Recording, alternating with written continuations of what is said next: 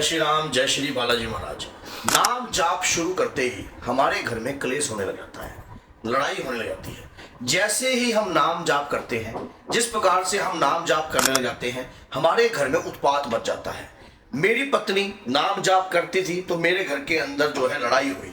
एक भक्त ने ऐसा सवाल किया आज के दरबार में, तो मैंने कहा इसके ऊपर वीडियो क्यों ना, इसके ऊपर एक वीडियो बनाई जाए।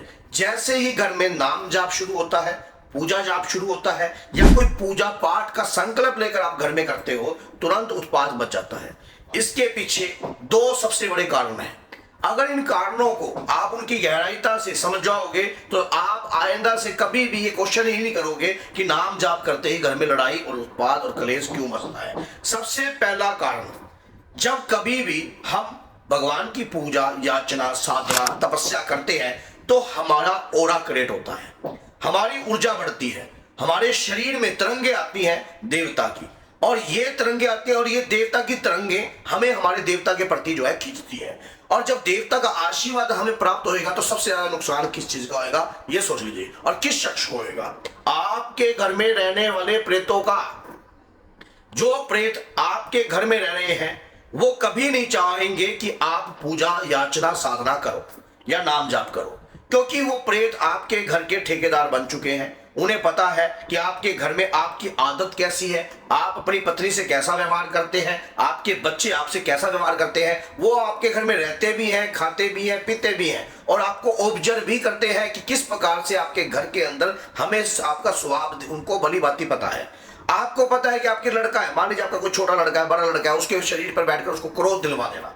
मंगल पाठ घर में कोई शुरू कर देना। मान लीजिए आपने अपने घर में संकल्प लिया कि मैं सुंदरकांड का पाठ करूंगा, मैंने संकल्प लेकर पूजा करनी शुरू कर दी। आपने पूरा नियम से लिया, विधि विधान से किया, अपने परिवार के साथ बैठकर सोचा, विचार किया, और परिवार को यह भी कहा कि घर में क्लेश मत करना। जिस दिन से आपने संकल्प लिया उसी दिन से प्रेत चिंतित हो जाएगा आपकी तपस्या के प्रति। उसे पता है अगर कहीं ये शख्स पूजा करने में सफल हो गया या नाम जाप करने में सफल हो गया तो मुझे इसका घर जो है छोड़ना पड़ेगा।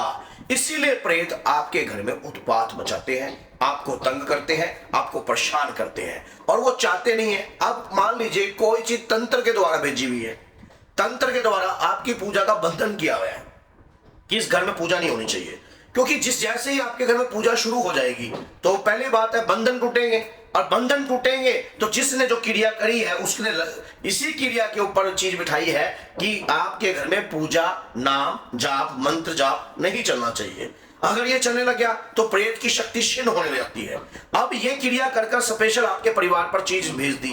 अब आपने जैसे ही घर में पूजा शुरू कर दी, आपने मंत्र जाप किए, ओम नमः शिवाय ओम नमः शिवाय। शुरुआत में कुछ नहीं होता, 1 माला 2 माला 3 माला 4 माला 5 माला, जैसे ही आप 11 माला रोज करोगे, प्रतिदिन रोज करने लगोगे, आपके शरीर पे ऊर्जा उत्पन्न होने लग जाएगी। और जब कोई भी काम प्रतिदिन किया जाता है उसमें ऊर्जा का वास छुपा होता है और उसमें ऊर्जा होती है, और जैसे ही मंत्र जाप शुरू हो गया उसी समय तंत्र का खात्मा खत्म होने लगा, तंत्र का प्रभाव कमजोर होने लगा। आपके शरीर पे आपकी बॉडी पे ये प्रभाव जो है धीरे धीरे खत्म होता है। सेकेंडली क्या होता है कि भगवान की परीक्षा। अगर मान लीजिए कोई मंत्र जाप आप काफी लंबे समय से करते आ रहे हो और काफी लंबे समय से आप अपने इष्ट आराध्य का जाप करते हो, तो भगवान भी आपके धैर्य की परीक्षा लेता है कि आप में कितना विश्वास है मेरे प्रति, और कितना विश्वास और कितना सब्र है। आपकी भक्ति को ललकारा जाता है। मान लीजिए आप पूजा पाठ कर रहे हो और पूजा पाठ करते करते आपकी पत्नी आकर अचानक बोल पड़ती है, अरे उठ जाओ ना, हमने वहां जाना था। कहीं ना कहीं से डिस्टर्बेंस उत्पन्न होती है, भगवान में चित्त लगना जो है डिस्टर्बेंस होने लगती है, बच्चे तंग करने लग जाते हैं। तो भगवान भी अपने भक्त की परीक्षा लेते हैं, उसकी भक्ति को देखते हैं कि किस प्रकार से इसकी भक्ति करने के बावजूद इसमें धैर्य और विश्वास उत्पन्न हुआ कि नहीं हुआ। अब इतनी सी बात पे आपको क्रोध उत्पन्न होता है कि हाँ भी क्रोध उत्पन्न होता है, उसी बात पे कैसा वैसे उत्पन्न हो जाती है घर में। ये उन लोगों के लिए है जो काफी लंबे समय से पूजा याचना साधना नाम मंत्र जाप कर रहे हैं, क्योंकि आप अगर इतने समय से अपने इष्ट अपने देवता की पूजा कर रहे हो तो भगवान की कृपा है तभी कर रहे हो। अब भगवान जो है स्वयं आपकी परीक्षा ले रहे हैं, और परीक्षा एक बात आप तनिक ये तरह सोच के देखिए, अगर आप कोई दरवाजा लगा हुआ है, आप उस दरवाजे को पहले थोड़ा बजाते थे, टक टक टक टक टक टक, तो कोई नहीं सुनता था। फिर उस दरवाजे पे आप थप्पड़ मारने लगे जोर से, फिर ये आवाज थोड़ी थोड़ी और फैलने लग गई, फिर ये और जोर से थप्पड़ मारने लगे, फिर आप उस दरवाजे को पीटने लग गए। तो जब वो दरवाजा आप पीट रहे हो तो ऐसे नहीं है कि गली मोहल्लों तक ये आवाजें नहीं पहुंचेंगी। इसी प्रकार से जब आप शुरुआत में एक मंत्र पढ़ते थे, फिर उसके बाद धीरे धीरे धीरे धीरे मंत्रों की संख्या को आपने बढ़ाया, धीरे धीरे आप मंत्र जाप करते करते मानसिक अवस्था तक पहुंच गए हो, तो इसका मतलब यह है कि आप इष्ट को प्राप्त करने की इच्छा प्रकट कर रहे हो। आपके मन में भगवान के प्रति उनको पाने की इच्छा उत्पन्न हो चुकी है। इसलिए भगवान आपको आपके मन के जितने भी मलिन विचार हैं, जितने भी कुपित वायु है, जितने भी अंदर जितने भी अश्लील विचार है, मंत्र जाप से वो आपके सामने भी आने लग जाएंगे।